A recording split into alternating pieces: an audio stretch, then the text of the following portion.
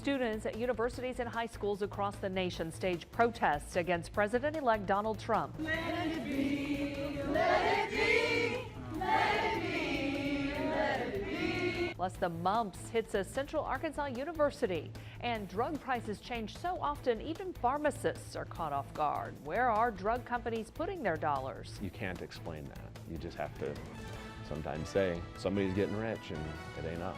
Your news starts now. This is THV11 News at 6. We begin with breaking news. Little Rock police looking for a woman believed to be responsible for shooting 2 men at a Little Rock detail shop. It happened at Heinz Detail on Capitol Street around 1 o'clock today. One man shot in the leg. And the other was shot in the chest and later died at the hospital. Police say the woman shot them, then drove off in a maroon sedan. It's still unclear what caused this shooting. And from breaking news to something positive, a little box making a big impact in Central Arkansas. A little pantry filled with a few bare necessities, hoping to make a big difference in Sherwood. Well, stocked with canned goods, toilet paper, and food, there's a new resource for anyone in need. THV11's Erica Ferrando explains. While driving down Highway 107 in Sherwood, just next to Sylvan Hills Church of Christ, you'll now see a little free pantry full of items. One Sherwood community member decided it was a simple but powerful way to give back to her community. A few little shelves. Oh, it's so full. Full of canned goods, paper towels, Diapers and baby food. hoping to make a huge impact. This is perfect. This little free pantry now stands just off the highway in Sherwood. You never know what other people are going through. The woman behind the little free pantry, Tiffany Stewart, saw the idea first in Fayetteville. I fell in love with the idea. After finding this cabinet, she turned it into a pantry, bringing the outreach project to her community. Once I had the cabinet, everything else just kind of fell into place. Give what you can and take what you need. The food pantry is an option for anyone 24/7, no questions asked. It just showed up last week, but the amount of donations already has been overwhelming. I've been so excited about how well it's been received. It doesn't have a lock. You don't have to ask for anything inside. It's simply available for anyone to donate or take what they need at any time. It really is a neat idea. I'm just so thankful that someone had the vision. An easy to access location. When Stewart shared she wanted to place it right off the highway next to Sylvan Hills Church of Christ, they were right on board. And this is a beautiful display of someone saying this is how we can give back and this is what we can do. All it took was someone seeing a need, finding a solution, and making it a reality. It still looks pretty full, but I'm hoping that it will reach whoever needs help and they'll be able to come in and take what they need.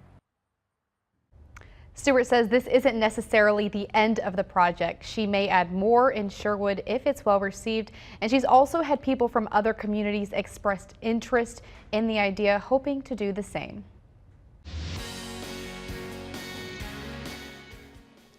We talk about This Is Home. This is home away from home, the brand new Ronald McDonald House. This is for families who have children in Arkansas Children's Hospital, a new facility where they can stay. I'm joined by Ronald McDonald. In just a little bit, we'll be throwing this switch. Not now, and don't throw it. You might hit somebody.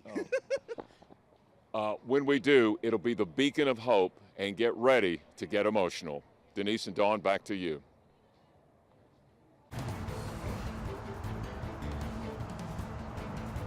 Craig, thank you. We'll say goodbye to those cooler temperatures. And warm weather is on its way. Yeah, Chief Meteorologist Ed Buckner joins us with more on the warm-up and rain chances for the weekend. Ed? Yeah, it certainly has warmed up today. It started out kind of cool, but it warmed up so fast. And tomorrow, I think we'll see an easy 5 degrees, 4 or 5 degrees added on to what we saw today, which was about 76 or so. So yeah, warmer air before a cool down, and I'll have details on that in a minute. Here's a look at the satellite.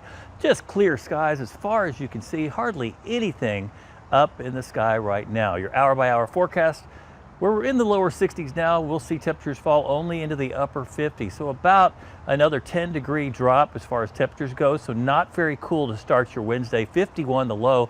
Normally we should be in the low about 42, so about 10 degrees warmer than normal on both sides, the low and the high, as I'm expecting 81 degrees tomorrow. But it's only going to last for a couple days. Tell you about a cool down coming up in weather. A mumps outbreak spreading, putting a college campus on alert. And there are now 5 reported cases in Faulkner County. 4 of the cases are UCA students. And THV11's Caitlin Gardenhire visited UCA today to see how that school is handling this outbreak. Latest reports show just over 1,200 reported mumps cases in Arkansas. Mumps spread pretty fast. It started in northwest Arkansas, then showed up in Pulaski County, now popping up in Faulkner County. The state health department says mumps can cause big outbreaks in dormitory settings, and that's why these newest cases need to be taken seriously. One of my friends said, "Hey, did you get the email about the mumps? They're on campus." And I was like, "What?" Mumps cases spreading into Faulkner County. 5 suspected cases, 1 confirmed. 4 of those students who attend UCA. The state health department says the 1 confirmed mumps case is not a student. UCA sent an email out Monday night to all UCA staff and students, letting them know to take precautions. We did give them 3 links to the internet, some very good information on how they can protect themselves and what to look for. And we are recommending that anyone who hasn't had 2 MMRs or MMRVs after their 57th birthday should go ahead and get that vaccine now. The 4 students with suspected mumps live off campus, according to UCA. The Arkansas Department of Health says this is the 2nd worst outbreak of mumps, not just in Arkansas, but in the United States in the last 10 years. It's been increasing probably 30 cases a day. The Arkansas Department of Health expects mumps to continue to spread in Faulkner County because the source has not been identified.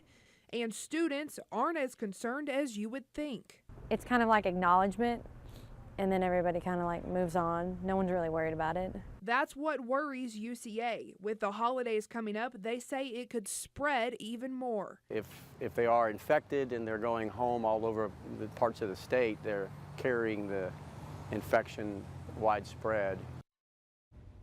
Even if you do have the vaccination, you can still get infected with mumps. Your symptoms just may not be as severe. The health department is urging everyone to get up to date with their mumps shots and be aware of all symptoms. We will have a list of symptoms on THV11.com. All right, thank you. Police released the name of a man meantime shot and killed in southwest Little Rock. A witness reported the incident to the Saline County Sheriff's Department, who then called Little Rock Police. Police got a search warrant for the Vega Drive property and found 53-year-old James Danthan Sparkman was shot after a disturbance at the home. A family member taken into custody for questioning but released without charges.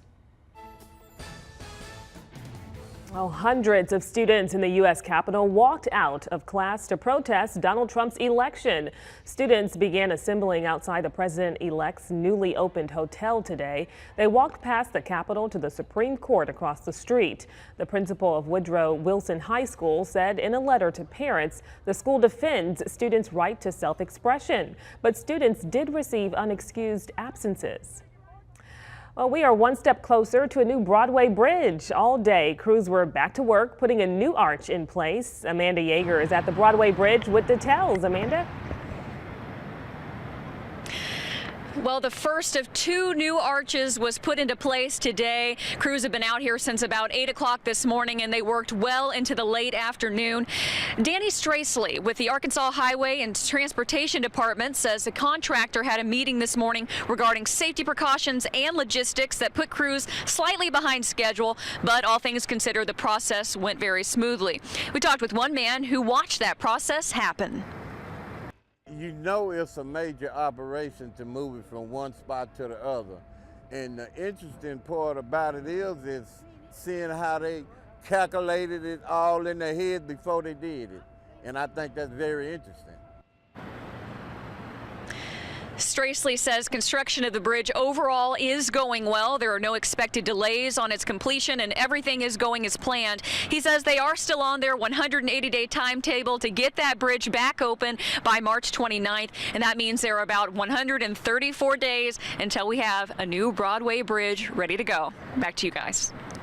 Amanda, thank you. Conway Regional Health System becomes the first hospital to be part of the Arkansas Children's Nursery Alliance. The Nursery Alliance is the first of its kind for Arkansas's only pediatric medical center. This alliance was created to provide a higher level of expertise in newborn care and neonatal intensive care in community hospitals.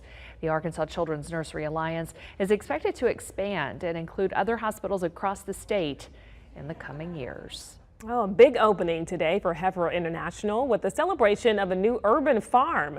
It's directly behind Heifer Village. 3 acres is home to alpacas, goats, turkeys, beehives, and a butterfly garden. There's also a community garden. Produce grown there will be donated to local organizations like the Arkansas Hunger Relief Alliance, Our House, and CareLink. The purpose of the urban farm is to continue heifers' education and outreach. Well, it's the generation that's created new norms and broken tradition. Yeah, the generation that's brought the age of marriage to an all-time high. We're talking about millennials. Well, as part of our Millennials Theme Week, THV11 explores why millennials are getting married later in life than their parents and grandparents did. We'll give you a hint. It has to do with education, women in the workforce, and the pressure that's just not there anymore. Well, we speak with brides, a sociologist, and visit Lowe's Bridal in Brinkley to bring you the story. This has been a relatively, a regular pattern, for what we call the Generation Xers, delayed marriages were the norm, and for the millennials, delaying marriage or not getting married. And often selecting not to have children is much more likely to be options that they select than in former generations. Erica Ferrando will have the story tonight on THV11 News at 10. Warmer temperatures and chances for rain. Chief Meteorologist Ed Buckner has details in your forecast. Plus, why there's nearly 1,000 students on a waiting list for Lisa Academy's new West Little Rock campus. Coming up. It's going to really come in handy Now, in the wintertime. weather from the Crane. Hey, Whose idea was this? This was a great idea. It was mine. Here. No, Well, trying to take credit for something. Apparently we won't need it tomorrow, will we? No. Oh yeah, we're gonna be No. burning up, huh? It's gonna be in the 80s. It's going to be 80s tomorrow and again on Thursday. Okay, Wow. but this is going to come in handy this winter. There will be cold spells, that's for sure. It feels good right now, doesn't it? I know. Beautiful This is ambiance. cool. Beautiful We ambiance. just need some s'mores or something. We have to make some s'mores. And a guitar and some kumbaya. There was like last night. Like Just last night. setting the scene there. I want to remind you about something neat we're doing every Wednesday. THV Weather salutes you. Each Wednesday, you gonna sit here? You gonna maintain? Hey, you guys watch that fire. Don't let it get out of hand. THV Weather salutes you. We've honored 2 the past couple of Wednesdays. You can still nominate somebody who's interested in weather, maybe a weather nerd, if you will. Somebody who contributes to the science of meteorology. Nominate them and email me there and give me that information. And we'll announce another one tomorrow during the 5 and 6 o'clock newscast. Water vapor imagery kind of explains everything that's going on. Big summertime pattern setting up, or has set up.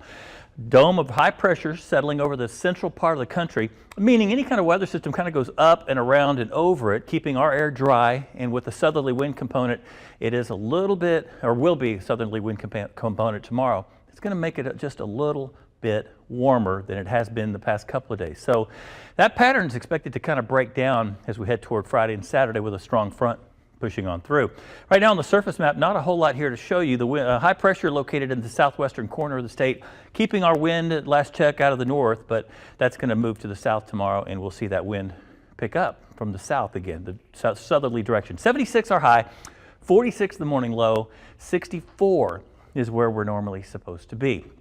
Right now it's 62, the dew point 44. The wind has now shifted to the south, but it's very light. And it'll stay light tomorrow, but it'll pick up a little bit, I think, on Thursday.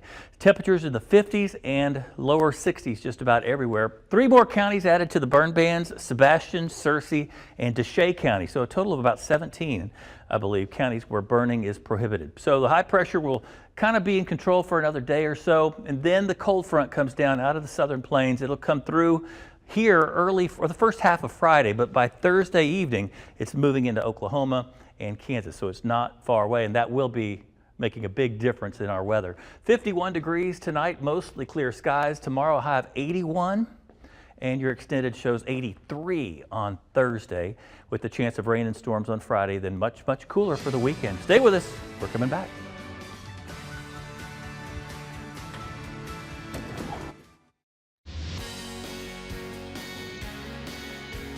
And welcome back to the brand new, unbelievable Ronald McDonald House for our lighting ceremony. This is the Beacon of Hope. I am joined by Ronald McDonald. I guess you could probably figure that out if you're watching at home. Also David Stokes of your Central Arkansas McDonald's and Rodney Shomar of your Ronald McDonald House.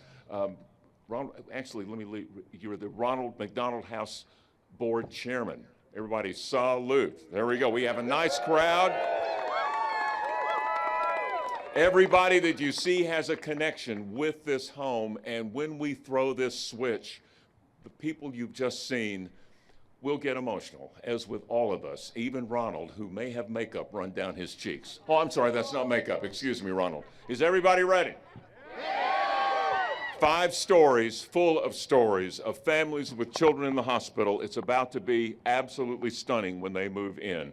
We'll count down in 10, 9, 8, 7, 6, 5, 4, 3, 2, 1.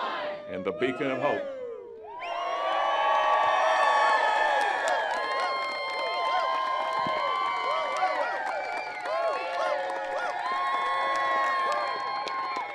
A stunning day in Little Rock. So many ribbon cuttings, so many openings. A Robinson Center that opened last week, and now this. You have to be proud of our community for what we're doing with families coming together and healing their loved ones. This is a day of giving. Guys, back to you.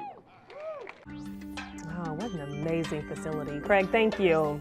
Well, Twitter is cracking down on hate speech with some new features here. The purpose is to curb online harassment. Twitter is expanding its mute feature to let people filter out words and phrases they don't want to see in their mentions. The company is also revamping its abuse reporting system so you can report harassment and hate speech directly. Tinder is also making some changes. Users now have more gender options to choose from. The dating app previously only offered man or woman. Now the app has 40 autofill gender options. If none of those fit, users can type in a customized label. Users will also be able to select who can search for them depending on their sexuality. Mary? After Arkansas basketball picked up its second win of the season, SIU's head coach ripped Hog fans for not showing up to the game. I'm going to explain. Plus, it's Tradition Tuesday. The North Little Rock football team is making history this season. We're going to chat with the team after this.